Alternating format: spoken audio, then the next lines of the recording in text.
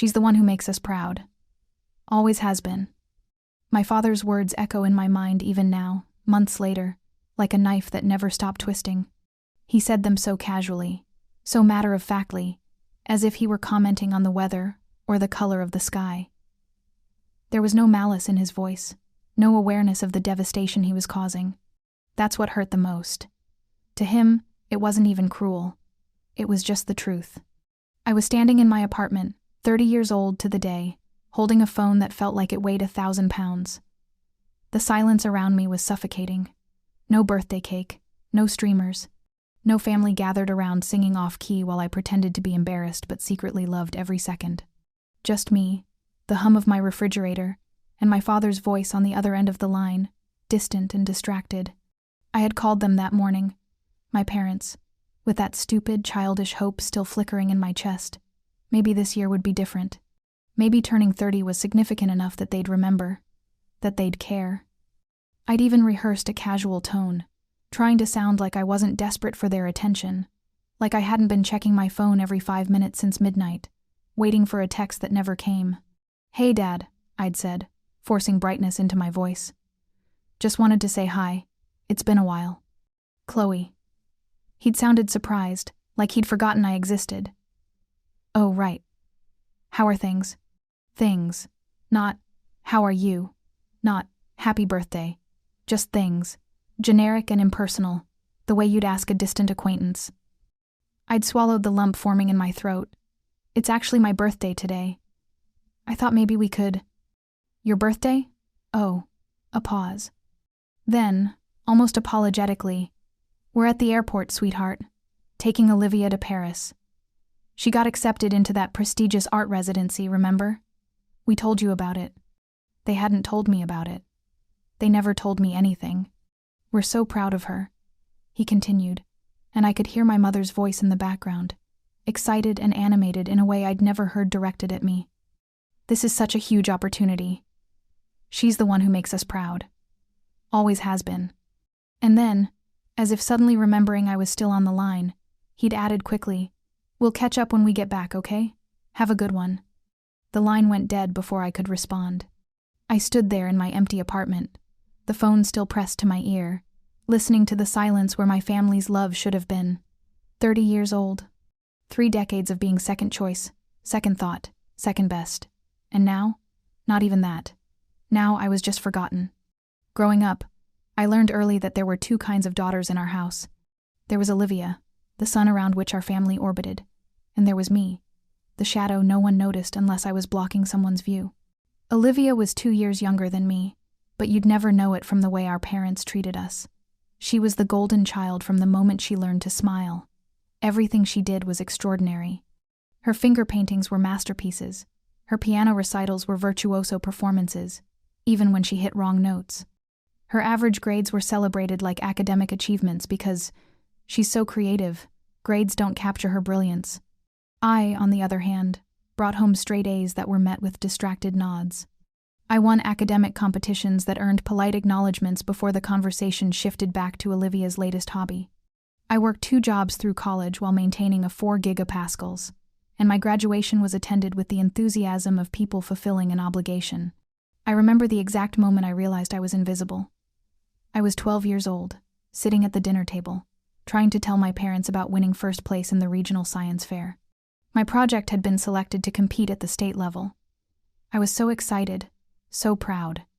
I'd worked for months, staying up late, researching, building, testing. This was my moment. But halfway through my explanation, Olivia announced she'd been cast in the school play as a background tree, not the lead, not even a speaking role, a tree. And suddenly, that was all that mattered. My parents erupted in celebration, making plans to invite extended family to the performance, talking about getting her an agent, discussing her future in theater.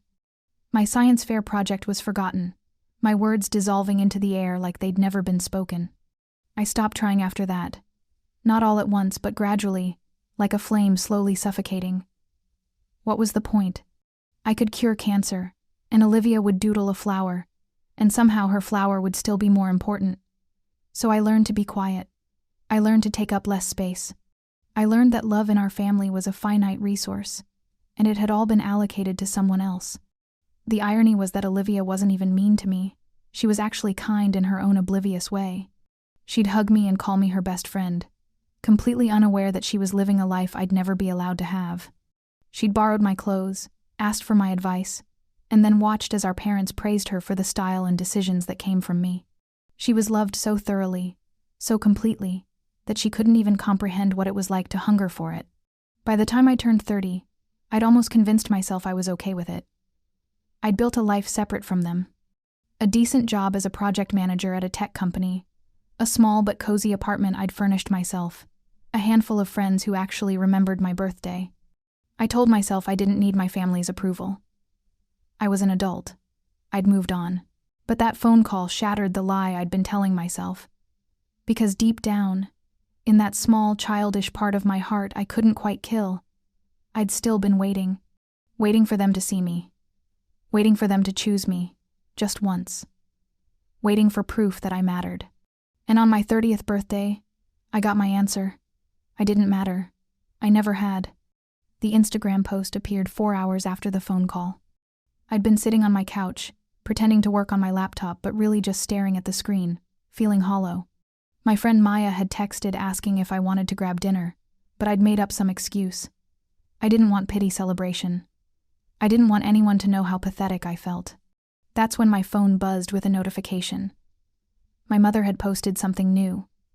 Against my better judgment, I opened Instagram. The photo was perfect, painfully, mockingly perfect. The Eiffel Tower glittered in the background, catching the golden hour light. In the foreground, my family smiled like they were starring in a travel magazine. My father had his arm around Olivia, who was holding a bouquet of roses, her face radiant with joy.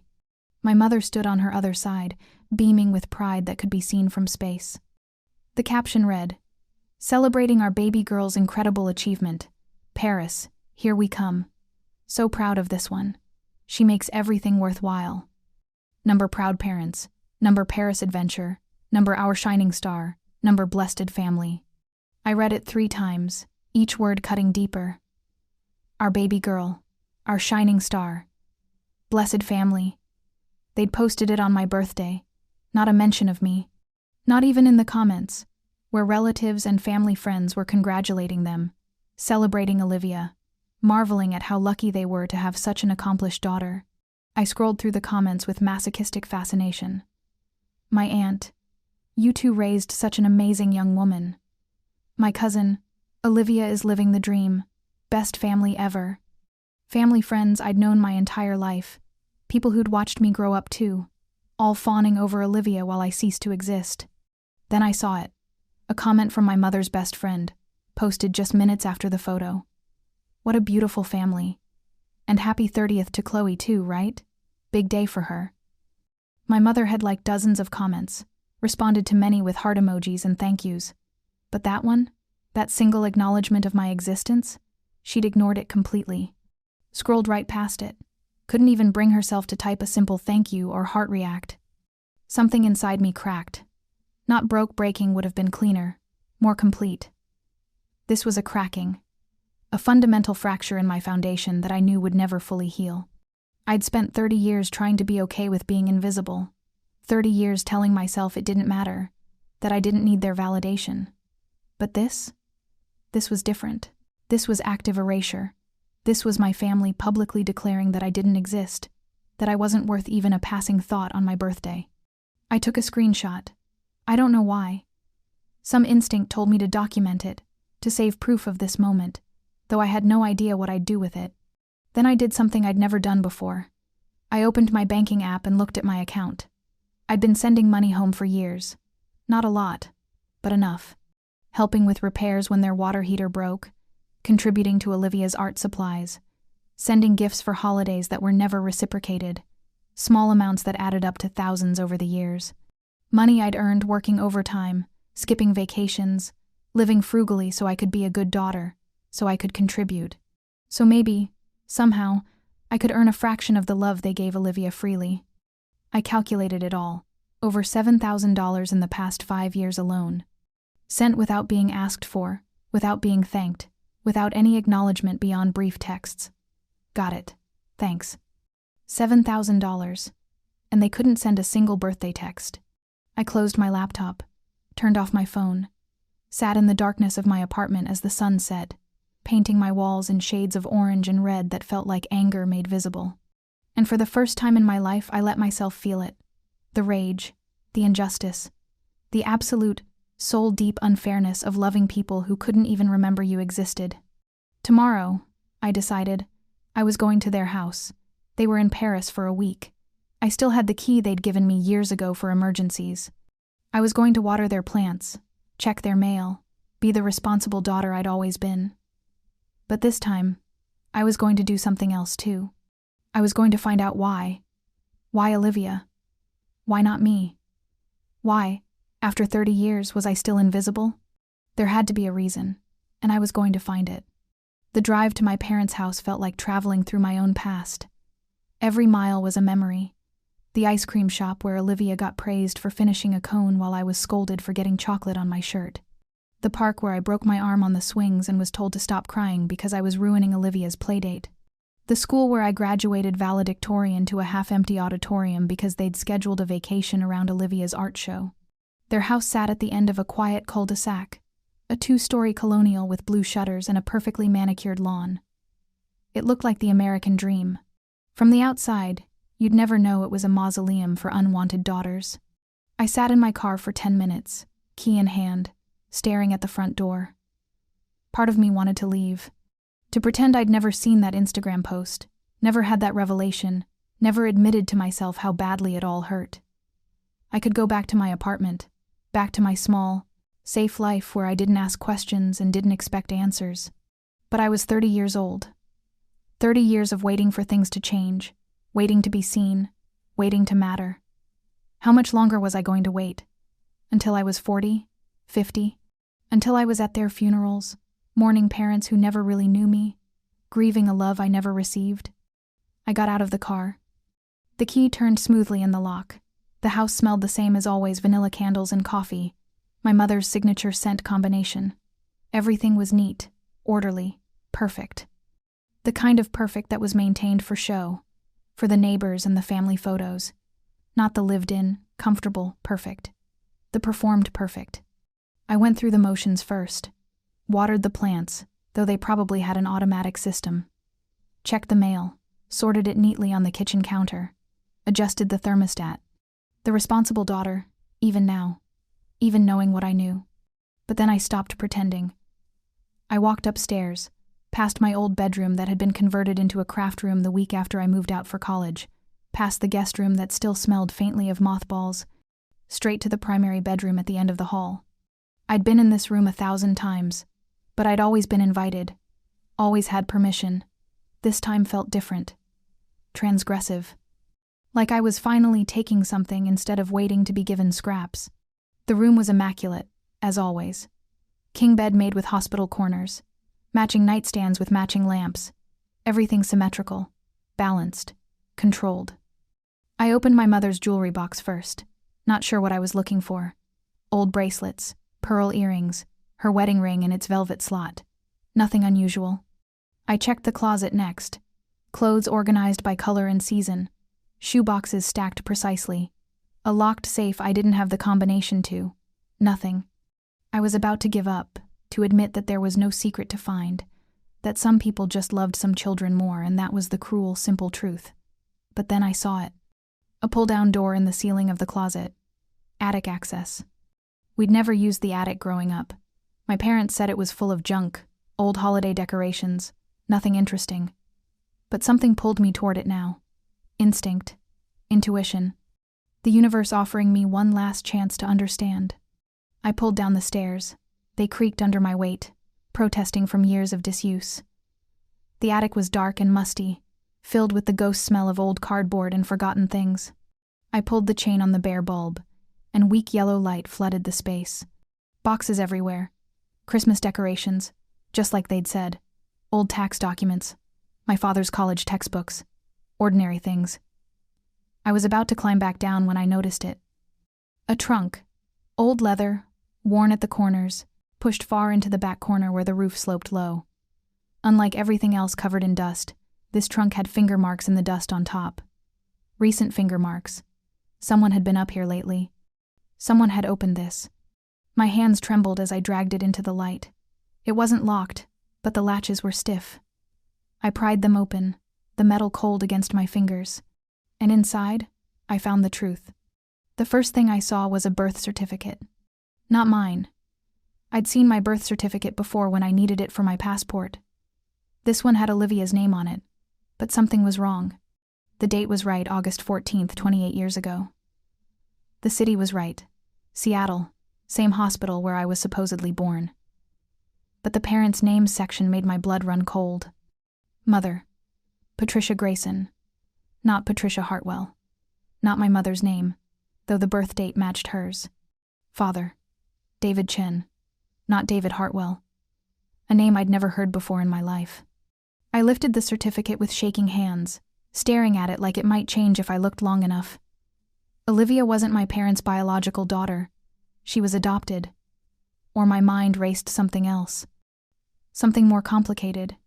Beneath the birth certificate were more documents. Adoption papers, dated when Olivia was 6 months old. Official, legal, final. David Hartwell and Patricia Hartwell adopting Olivia Chen. The signature lines bore my parents' familiar scrawls. But why had they hidden this? Adoption wasn't shameful. Plenty of families adopted. Unless... I dug deeper. Beneath the legal documents were letters, dozens of them, bundled with rubber bands that cracked when I touched them. The top letter was addressed to my father in handwriting. I didn't recognize feminine, looping, desperate. David, please. She's yours. You know she's yours. I can't do this alone. I can't give her the life she deserves. You have a family, a home, stability. I have nothing. I'm not asking you to leave your wife. I'm not asking for anything except that you take care of our daughter. She needs you. Please. Patricia. The world tilted. I had to sit down, right there on the dusty attic floor, surrounded by the ruins of everything I'd believed about my family. Olivia wasn't just adopted. She was my father's daughter, his biological daughter from an affair, and my mother had agreed to adopt her, to raise her as their own, to bring the physical evidence of my father's betrayal into our home and call her family. I tore through the rest of the letters, hands moving frantically now, desperate and dreading what I'd find. They told a story I'd never wanted to know. My father had an affair when I was 2 years old. Patricia Grayson, a woman who worked at his office. It lasted months. She got pregnant. He panicked, broke it off, but she kept the baby. When Olivia was 6 months old, Patricia had shown up at our door. I found a letter from my mother to her sister, written in shaky handwriting. She came to the house, Sarah, his mistress, with a baby. Our neighbors saw everything. David admitted it all. He said it was a mistake, that he loved me, that it would never happen again. But there was this baby, this beautiful baby girl who looked just like him. What was I supposed to do? If I divorced him, everyone would know. Everyone would see what a fool I'd been, how my husband had betrayed me. The scandal would destroy us. So I made a choice. I told Patricia we'd take Olivia, raise her as ours. We'd pay her to disappear, give her enough money to start over somewhere far away and never contact us again. She was struggling, desperate. She agreed. I thought I could do it. I thought I could look at this baby and not see his betrayal. But every time I hold her, I see that woman. Every time David picks her up, I see him choosing her over us, over Chloe. So I'm making another choice, Sarah. I'm going to love this baby.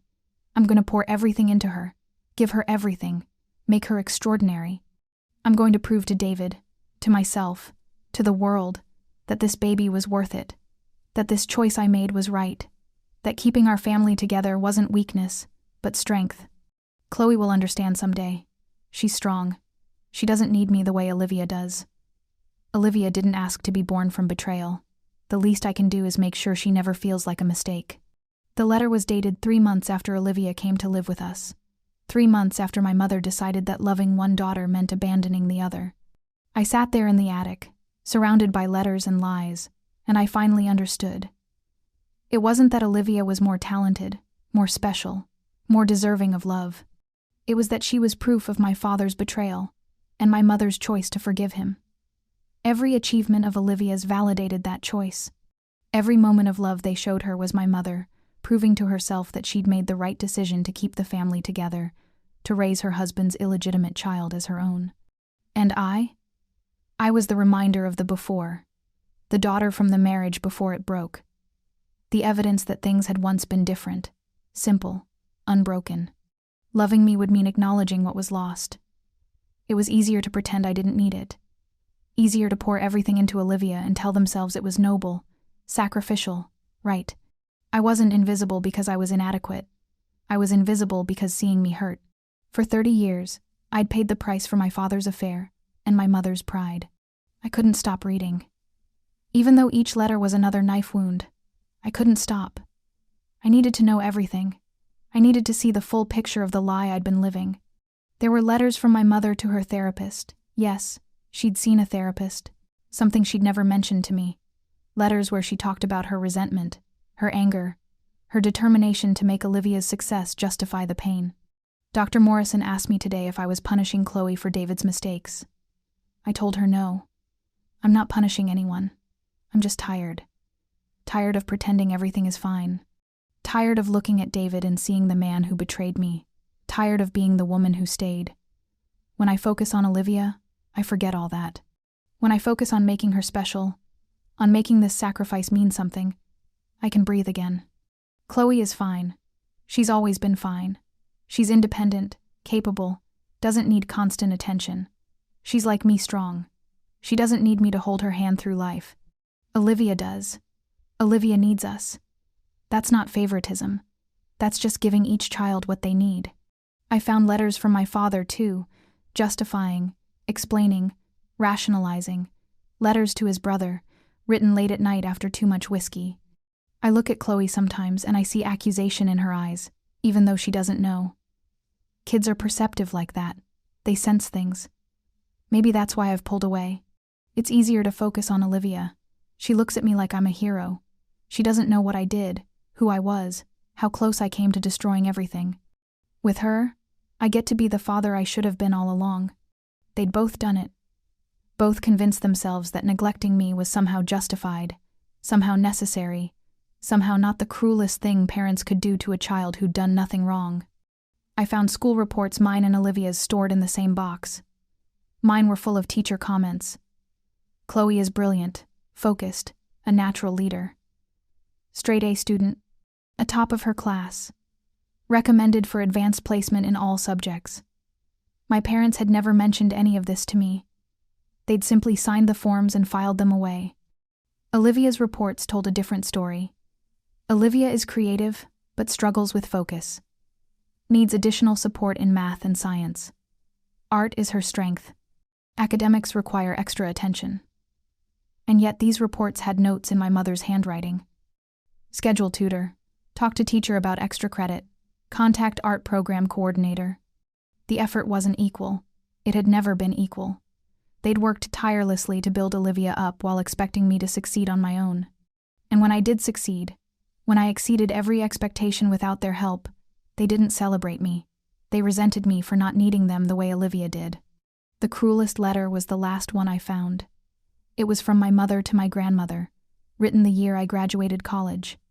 Chloe graduated today. Summa cum laude, some corporate job offer in hand, completely self-sufficient as always. She didn't even seem to notice we left her graduation early to get to Olivia's art show. I suppose we did our job with her. She's independent, successful, doesn't need us. Mission accomplished, I guess. But Olivia still needs us. She needs guidance, support, encouragement. She needs to know she's loved, that she's special, that she matters. Maybe that makes me a bad mother to Chloe, but I think it makes me a good mother to the daughter who needs me most. Besides, Chloe will be fine. She's always fine. I folded the letter carefully, deliberately, fighting the tremor in my hands. She was wrong. I wasn't fine. I'd never been fine. I'd just learned to pretend, because pretending was the only way to survive in a house where love was conditional, and I didn't meet the conditions. At the bottom of the trunk was a photo album I'd never seen before. Baby pictures of Olivia with Patricia. her biological mother. A few photos of my parents meeting her for the first time, holding her, looking terrified and determined in equal measure. And then photos of our family, Olivia as a toddler, me at 4 years old, everyone smiling for the camera. But I could see it now. The difference in how my parents held us. My father's arms tight around Olivia, protective, guilty. My mother's hands on my shoulders, distant, dutiful. Me standing slightly apart, even at 4 years old, already learning my place. The final photo was from Olivia's first birthday party. The whole extended family was there, celebrating this 1-year-old like she'd just won the Nobel Prize. And in the corner of the photo, almost cut off by the frame, was me, 3 years old, holding a forgotten slice of cake, watching everyone fawn over my sister, looking at the camera with eyes that already knew what it felt like to be invisible. I took the photo, slipped it into my pocket along with the birth certificate, the adoption papers, and several of the most damning letters.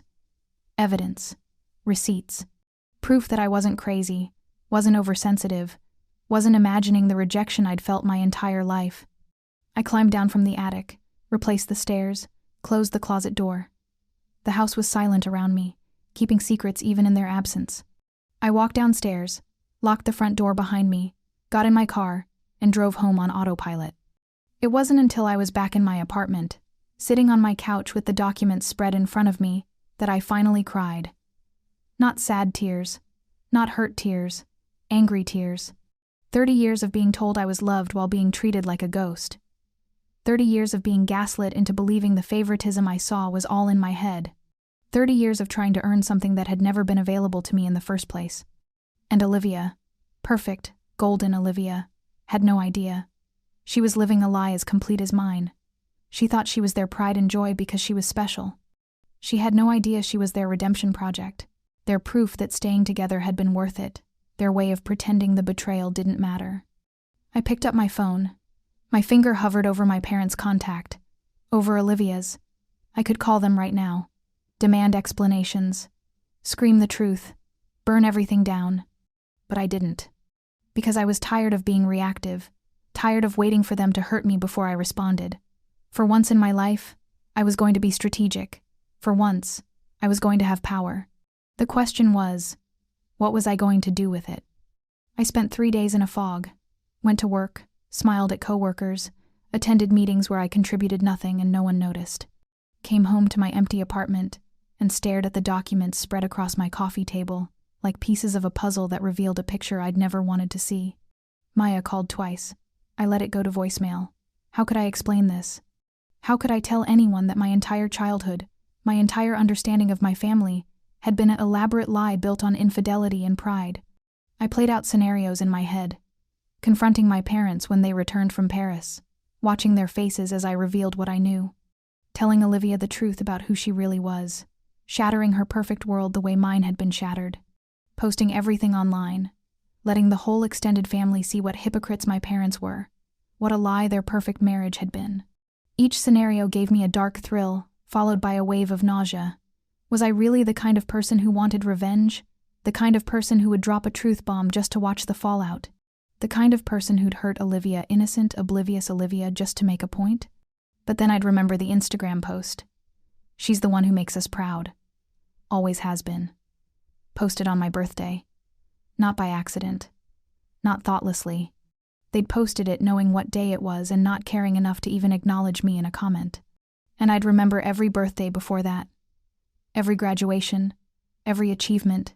Every moment I'd tried to matter and been told sometimes with words but more often with silence that I didn't. 30 years of systematic neglect wasn't an accident.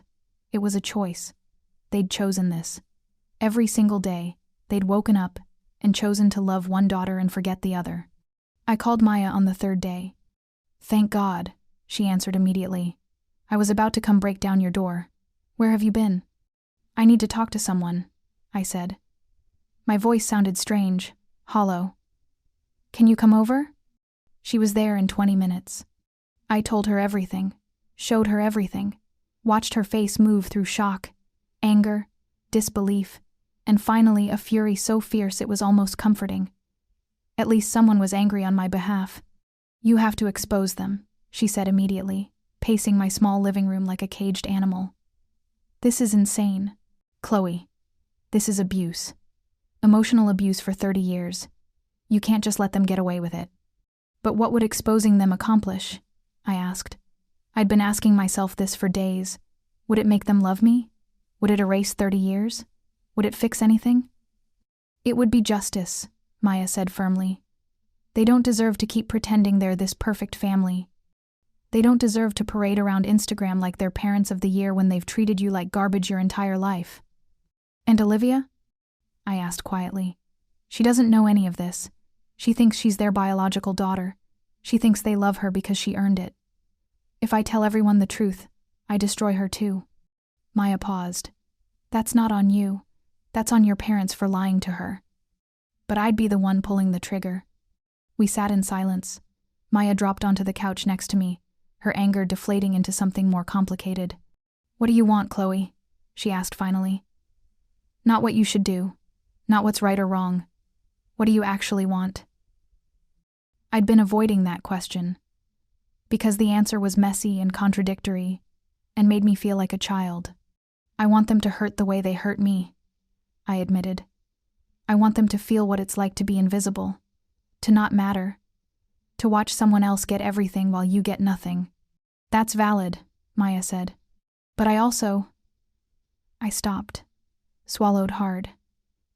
I also want them to love me. Even now, after everything, part of me still wants them to suddenly realize what they did, to apologize, to choose me for once. How stupid is that? It's not stupid. Maya took my hand. They're your parents. You're allowed to want them to love you. But Chloe, she squeezed my fingers. They're not going to. You could have cured cancer, solved world hunger, become president, and they still wouldn't have seen you, because seeing you would mean admitting what they did to you. And people like that don't admit. They justify. I knew she was right. But knowing didn't make it hurt less. So what do? I asked. Maya was quiet for a long moment. I think you have to decide what kind of person you want to be. Not what kind of daughter they made you into, but who you want to be now. Do you want to be someone who burns everything down? Someone who exposes them publicly? Or someone who walks away and builds something better? Why do those have to be the only options? I asked. Why does walking away have to mean they face no consequences? It doesn't, Maya said carefully. There are consequences between silence and nuclear war. You could confront them privately. You could tell Olivia the truth. You could cut contact and let them wonder why. You could expose certain things without exposing everything. She was right. This wasn't binary. I didn't have to choose between complete revenge and complete forgiveness. There was space in between. Space where I could have power without becoming the villain of my own story. I need time, I said finally, to figure out what I want, what I can live with. You have time, Maya said. They don't even know you know yet. You have all the power right now. Don't waste it by acting impulsively. After she left, I sat with the documents again, but this time, I wasn't looking at them with hurt. I was looking at them strategically. These were weapons. Information was always a weapon. The question was how I wanted to use it. I thought about my parents, probably still in Paris, posting more photos of Olivia, basking in the success of their redemption project. I thought about Olivia, innocent and unaware, living a lie that protected her but destroyed me. I thought about the little girl in that photo, 3 years old with cake and loneliness, who deserved better than what she got.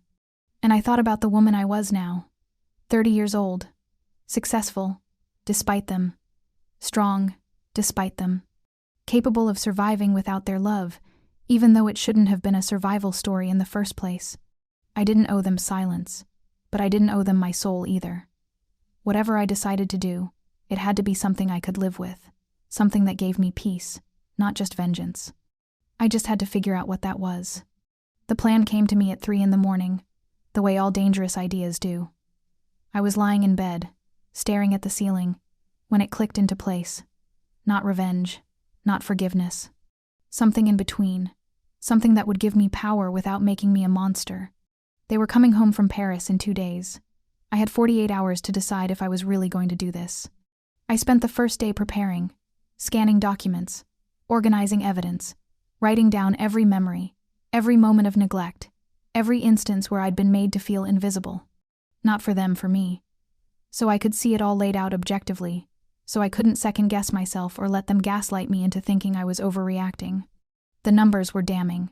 $7,000 in financial support they'd never acknowledged. 43 birthdays, graduations, and achievements they'd either missed or minimized. Hundreds of photos on their social media where Olivia appeared and I didn't. A lifetime of evidence that this wasn't in my head. I created a private online folder. Uploaded everything. The birth certificate, the adoption papers, the letters, the comparative school reports. Screenshots of every Instagram post where they'd celebrated Olivia while ignoring me. A timeline of their lies. I set the folder to private, password protected. A nuclear option I might never use, but having it ready gave me a sense of control I'd never felt before. The second day, I prepared for the conversation. Not a confrontation, a conversation. I rehearsed in the mirror, watching my face, making sure I looked calm, collected, in control. Not the desperate daughter begging for scraps of love. The powerful woman demanding accountability. When they got home, I gave them time to unpack, settle in.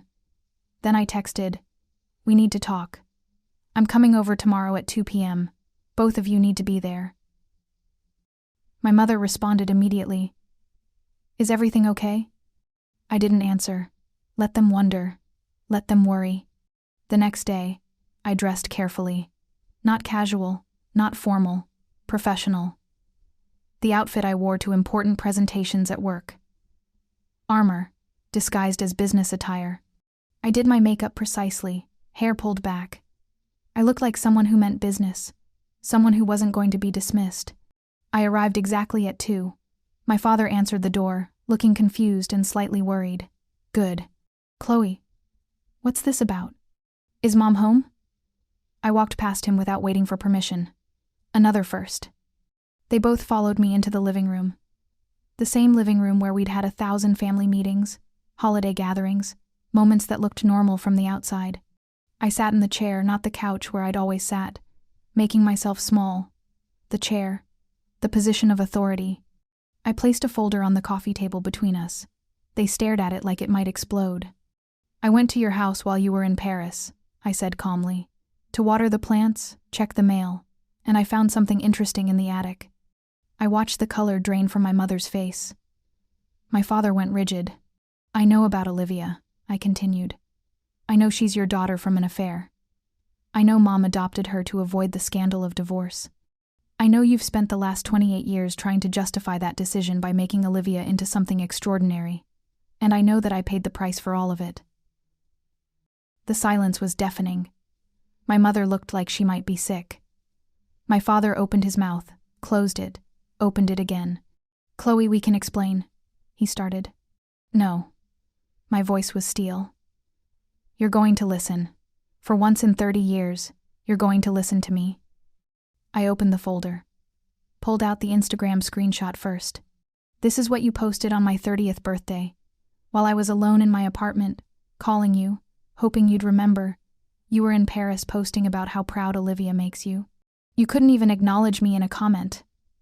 I laid out more screenshots. "These are all the family events you've posted about in the past 5 years. Olivia appears in 73 posts. I appear in 4, 3 of which I'm barely visible in the background. Bank statements next. This is how much money I've sent you over the years. $7,342. Money you never thanked me for, never acknowledged, but accepted without question. School reports, letters. The photo of 3-year-old me at Olivia's first birthday party, invisible even then. For 30 years, you made me feel like I was defective, like there was something wrong with me that made me unlovable. I worked harder, achieved more, tried everything I could think of to earn a fraction of the love you gave Olivia freely. And the whole time, it had nothing to do with me. It was about your guilt, your shame, your desperate need to prove that your decision to stay together was justified." My mother was crying now, mascara running down her face. My father looked stricken, years older than he had moments ago. "You sacrificed me for your pride," I said quietly. "And you convinced yourselves it was okay because I was strong and independent and didn't need you. But children aren't supposed to prove they need love. Children are supposed to receive it unconditionally. That's what parents do. That's the job. We did love you, my mother started. No, I cut her off. You loved the idea of loving me. You loved being able to tell yourselves you were good parents to both daughters. But love isn't a concept. It's actions. It's showing up. It's remembering birthdays. It's being present. It's seeing someone. And you never saw me. I pulled out the final document, the one I'd spent all night preparing, a formal letter, typed and signed. This is my boundary statement. I'm not asking for permission or approval.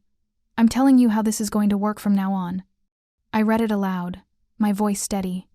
Effective immediately. I will no longer provide financial support of any kind. I will no longer attend family gatherings where I am expected to perform the role of the happy, grateful daughter while being treated as secondary. I will no longer accept crumbs of attention and pretend they're enough. If you want a relationship with me, you will earn it. You will go to therapy, individual and family. You will acknowledge, specifically and in detail, the harm you've caused. You will make amends, not with words, but with sustained, consistent, visible change over time. And you will tell Olivia the truth about who she is. Because I will not be complicit in your lies anymore. I stood up, leaving the letter on the table. I've documented everything. Every letter, every certificate, every moment of neglect. It's all safely stored where you can't access it. If you try to rewrite history, if you try to gaslight me or paint me as ungrateful or bitter, I will make it public. Not because I want to hurt you, but because I will not let you erase me again. Chloe, please. My father's voice broke. I'm not done. I looked at both of them. Really looked, and saw them clearly for the first time. Not as the powerful parents of my childhood. As flawed, damaged people who'd hurt their child to protect themselves. I don't know if I'll ever forgive you. I don't know if we'll ever have a real relationship, but I know I deserve better than what you gave me, and I'm done pretending I don't. I walked to the door, then paused. One more thing. The thing I'd debated saying, the line that might make me the villain but felt necessary anyway. Oh, and one more thing. I'm going to tell Olivia. Not to hurt her, but because she deserves to know who she is. She deserves to make informed decisions about her relationship with you. Just like I'm making mine. The drive home felt surreal. I'd done it. I'd actually done it. My hands were shaking on the steering wheel. Adrenaline and fear and something that might have been triumph all swirling in my chest. I didn't feel victorious. But I didn't feel invisible anymore either. That evening, my phone exploded. Texts from my mother, my father, desperate and pleading. I didn't read them. Not yet. I needed space to breathe, to sit with what I'd done, to figure out if I felt like the hero of my story or the villain. Maya called. I answered. Did you do it? She asked. I did it. How do you feel? I thought about it. Really thought about it. Terrified, I admitted. But free. Is that strange? To feel both at once? No, Maya said softly. I think that's exactly right. You stood in your truth. That's always terrifying. But it's also the only way to be free. I hung up and sat in the silence of my apartment. The same apartment where I'd spent my 30th birthday alone and forgotten. But it felt different now. Not like a place where I was abandoned. Like a place I'd chosen. My space. My life. Mine. Whatever happened next. Whatever consequences came from the truth I'd spoken. I'd finally stopped waiting. I'd finally stopped hoping they'd see me. Because I saw myself now. And that was enough. Or at least, it was a start. The days after the confrontation felt like living in the eye of a hurricane. Calm on the surface, chaos circling just beyond sight. My parents didn't stop texting. The messages evolved from desperate pleas to defensive justifications, to angry accusations, and back to pleading again. I read them all, but I didn't respond. I'd said what I needed to say. The ball was in their court now. Either they'd do the work I'd demanded, or they wouldn't. But I wasn't going to teach them how to love me. Not anymore. 3 days after the confrontation, Olivia called. I stared at her name on my screen, heart pounding. This was the moment I'd been dreading and anticipating in equal measure. I'd told my parents I was going to tell her, but actually doing it, that was different. I answered. Chloe? Her voice was small, confused. Can we talk? Mom and Dad are acting really weird, and they won't tell me what's going on. Did something happen? I closed my eyes, took a breath. Yeah, something happened. Can you come over?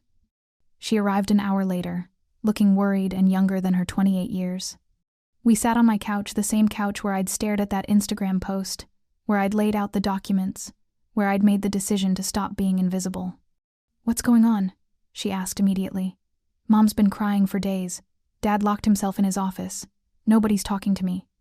I looked at my sister. Really looked at her. She had our father's eyes, a detail I'd never consciously noticed before but now seemed obvious. She had no idea who she really was. No idea that her entire life had been built on a lie designed to protect everyone except me. I need to tell you something, I said carefully. And it's going to be hard to hear, but you deserve to know the truth. I told her everything. Not with the anger I'd used with our parents, but with compassion. She was a victim in this too, just a different kind. I showed her the documents, the birth certificate, the adoption papers, select letters that proved the story without being needlessly cruel. I watched her face cycle through disbelief, shock, denial, and finally a devastation so complete it made my chest ache. They're not. She couldn't finish sentences. Her hands shook as she held the papers. This doesn't make sense. Why would they lie? Why wouldn't they just tell me? Because telling you would mean admitting what they did? I said gently. Admitting the affair. Admitting the adoption. Admitting that their perfect family was built on lies. It was easier to pretend. But they love me, Olivia said, and she sounded like a child. They've always loved me. They've always been so proud of me. That was real, wasn't it? This was the moment. I could be cruel here. I could tell her that their love was performative, that she was a redemption project, that every moment of pride was them trying to justify their decisions. I could hurt her the way I'd been hurt. But I didn't want to. They do love you, I said, and meant it. But their love came with conditions I didn't understand until now. They love you because loving you lets them feel like they made the right choice. And that's not your fault. You didn't ask to be born from an affair. You didn't ask to be adopted. You didn't ask to be the golden child. You were just a kid who wanted to be loved. Same as me. Olivia started crying. Not delicate tears, but gut-wrenching sobs that shook her whole body. I pulled her close, held her like I'd wanted someone to hold me through all of this. And weirdly, it helped. Comforting her made my own pain feel less isolating. We were both casualties of our parents' choices. Different casualties, but casualties nonetheless. I'm so sorry, she sobbed into my shoulder. I never knew. I never meant to God, Chloe. All those times they ignored you. I just thought you didn't care about family stuff. I thought you preferred being independent. I never realized they were treating you differently. I'm so sorry. I know, I said softly. You didn't see it because you weren't supposed to. They made sure you wouldn't. They made sure nobody would. We sat there for a long time, two sisters mourning different versions of the same betrayal. Eventually, Olivia pulled back, wiping her face with her sleeve. What are you going to do? She asked. Are you going to expose them? Put all this online? I'd been asking myself the same question since the confrontation. The private folder was still there, still password protected, still ready to detonate their reputation if I chose. But sitting here with Olivia, seeing her devastation, I realized something. No, I said. I'm not going to make this public. But not for them. For us. Because our story isn't entertainment for strangers. It's our life. Our pain. And we get to decide what to do with it. Olivia nodded slowly. What do you want from them? From Mom and Dad? Accountability, I said. Real accountability. Therapy. Acknowledgement of what they did. Change. Over time. Proven through actions. And honestly, I don't know if they're capable of it, but I had to at least give them the chance. And if they're not? Olivia asked quietly. If they don't change? Then I walk away, I said.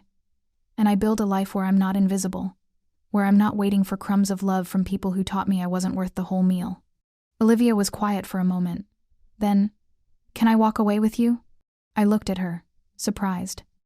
I need to figure out who I am, she said. Separate from their expectations, their guilt, their pride. I need to know if I'm actually good at art or if I just believed it because they told me I was special. I need to know who Olivia Chen would have been if she'd grown up knowing the truth. Patricia Chen, I corrected gently. pointing to the birth certificate. Patricia Chen, she repeated, testing the name. My birth mother. Do you think I could find her? Talk to her? I think you could try, I said. I think you deserve answers from her too. Closure, maybe. We talked for hours, made plans, decided together how we wanted to handle our parents going forward. Olivia wanted to confront them herself, armed with the knowledge I'd given her. She wanted her own moment of standing in truth. I supported that. It was her journey now, not just mine. When she left, I felt lighter somehow. Not healed healing would take years, maybe a lifetime, but lighter. Like I'd been carrying her on my back without realizing it, and now she was walking on her own. 2 weeks later, I got an email from my mother. Subject line: family therapy. She'd found a therapist who specialized in family trauma. She'd scheduled sessions. She was asking, not demanding, asking if I'd be willing to attend. She acknowledged that it would take time, that one session wouldn't fix 30 years, that I had every right to refuse, but she wanted to try. It wasn't an apology, not yet, but it was a step, a first step toward accountability. I didn't respond immediately. I sat with it, discussed it with Maya, with my own therapist I'd started seeing, weighed the risk of hope against the exhaustion of more disappointment. Finally, I responded, I'll come to one session. After that, I'll decide if I want to continue. Don't interpret my presence as forgiveness. I'm there to be heard, not to make you feel better. The first session was brutal. My mother cried. My father sat in stony silence.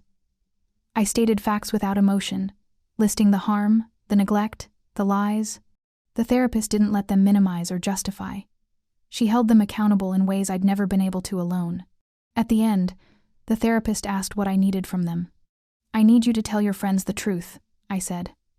Not all of it, not the affair, but tell them you treated me badly. Tell them you're trying to make amends. Stop posting Olivia constantly while pretending I don't exist. Acknowledge me publicly. Prove that you're serious about change. My mother balked. That's asking us to humiliate ourselves. No, I said calmly. That's asking you to be honest. You've humiliated me privately my entire life. Now you're uncomfortable with a fraction of that being visible? That's telling. The therapist supported me. Said accountability required witnesses, required visible change, not just private promises. 3 days later, my mother posted on Instagram. No photo, just text. Taking a break from social media to focus on family healing. I haven't been the mother I should have been to all my children, and I'm working to do better. Therapy is hard but necessary. If you've felt unseen by me, I'm sorry. I'm learning. It wasn't perfect. It was vague, but it was something. Public acknowledgement that there was a problem. Public acknowledgement that I existed. Olivia posted too. Learning a lot about family, truth, and the courage it takes to face uncomfortable realities. Grateful for my sister who taught me that love without honesty isn't really love. Taking time to figure out who I am beyond what I've been told to be. The comment sections filled with confusion, concern, support. People asking what happened. People sharing their own family trauma stories. People praising the vulnerability. I didn't post anything. My story wasn't for public consumption. But I screenshot both posts and saved them in a folder marked progress. Evidence that maybe, slowly, things were changing. Justice, I realized, didn't have to be a single moment of dramatic victory. Sometimes it was incremental, small steps toward visibility, tiny acknowledgments that accumulated over time. The long, unglamorous work of rebuilding what had been broken. I didn't know if my family would ever be truly healthy. But for the first time in 30 years, I knew I would be, with or without them. 6 months later, I celebrated my birthday differently. Not with my family, we were still in therapy. Still navigating the slow process of rebuilding trust that might never fully form. Not alone in my apartment, invisible and forgotten, but with people who chose to see me. Maya organized it, a small gathering at my place, a few close friends, Olivia, even my therapist sent flowers. Nothing extravagant. Just cake, wine, laughter, and people who remembered without being reminded that I existed. Olivia brought me a gift wrapped in terrible paper she'd done it herself, refused help, and the result was chaotic and perfect. Inside was a painting, not one of her polished pieces designed to impress our parents. Something raw and honest. Two figures standing back to back, surrounded by fragments of broken mirrors, but holding hands. Connected despite the brokenness around them. "I'm calling it Sisters in Shards," she said softly. "It's about us. How we're picking up the pieces together." I cried. Good tears this time. Healing tears. "I found her, by the way," Olivia added quietly as others chatted around us. "Patricia, my birth mother. She lives in Portland. She wants to meet me. She's been thinking about me for 28 years. "Are you going to?" I asked. "Yeah, next month. I'm terrified, but..." She smiled shakily. "I need to know where I came from. All of it. Not just the version Mom and Dad constructed." "Do you want me to come with you?" I offered. "Would you?" The hope in her voice was unmistakable. "Of course. We're sisters in shards, remember? We pick up the pieces together." Later that night, after everyone left and Olivia went home, I sat alone with a single cupcake and a candle. A ritual from childhood I'd maintained even in years when no one remembered. But this time, it felt different. I lit the candle, watched the flame dance in the darkness. And instead of wishing for my family to love me, I made a different wish. I wished for continued healing, for the strength to maintain my boundaries, for the wisdom to know when to hold on and when to let go, for Olivia's journey to bring her peace, for my own journey to lead somewhere beautiful. I blew out the candle. The smoke curled upward, disappearing into nothing, carrying my wish with it. And in the darkness that followed, I didn't feel lonely. I felt peaceful, whole, visible to myself, even if I was alone. Because that's what I'd learned in these 6 months of chaos and confrontation and slow, painful growth. Being seen by others was beautiful. Being celebrated by family was powerful. But neither of those things could happen until I saw myself first. Until I declared my own worth, regardless of who acknowledged it. For 30 years I'd been waiting for permission to take up space. Permission to matter. Permission to be angry about my mistreatment. But permission isn't something that can be granted by the people who hurt you. It's something you claim for yourself. I claimed it. I claimed my anger, my hurt, my right to demand better. I claimed my truth, even when it was uncomfortable and complicated, and destroyed the comfortable lies everyone preferred. I claimed my power, not by destroying my family, but by refusing to let them destroy me anymore. Was it perfect? No. My parents were trying, but the damage of 30 years didn't heal in 6 months. Some relationships were forever changed. Some trust was irretrievably broken, and that was okay. Because healing doesn't mean everything goes back to the way it was. Sometimes healing means accepting that it won't, and building something new from the rubble. Sometimes healing means letting go of the family you wanted, and accepting the family you have flawed, damaged, but maybe, just maybe, trying to do better. And sometimes healing means realizing you're allowed to love yourself, even when the people who were supposed to love you first didn't know how. I turned 31 today. 31 years of existing, 30 years of being invisible, and 1 year of learning to be seen. Next year, I'll celebrate again. Maybe my family will be there. Maybe they won't. Maybe Olivia and I will have rebuilt something stronger than what we lost. Maybe Patricia will be there, adding complexity and healing to Olivia's story. Maybe I'll be alone. But I won't be invisible. Not to myself. Never again to myself. Because here's what I want you to understand. Whoever's listening to this story, whoever sees themselves in my pain, your worth isn't determined by who sees it. Your value isn't measured by who acknowledges it. Your right to take up space, to demand love, to expect basic human decency from the people who brought you into this world. None of that requires validation from anyone else. If your family makes you feel invisible, it's not because you're not worth seeing. It's because they're not capable of seeing you. And that's their failure, not yours. You're allowed to be angry. You're allowed to set boundaries. You're allowed to demand accountability. You're allowed to walk away. You're allowed to fight for the relationship. You're allowed to do whatever you need to do to protect your peace and reclaim your power. There's no perfect answer. No right way to handle family trauma. Just your way. The way that lets you sleep at night. The way that lets you look at yourself in the mirror and know you didn't betray yourself trying to earn love from people who weren't capable of giving it. So here's my question for you, the one I had to answer for myself. What would you do? If you found out your entire childhood was built on lies designed to protect everyone except you? If you discovered that the favoritism you felt wasn't in your head but a deliberate choice? Would you expose the truth? Would you walk away quietly? Would you fight for accountability? Would you forgive? There's no wrong answer. Only your answer. The one that lets you be visible to yourself. Me? I chose truth, boundaries, accountability, and slow, uncertain healing that might lead somewhere beautiful or might lead to permanent distance. I chose to light my own candle, blow out my own wishes, and stop waiting for someone else to celebrate me.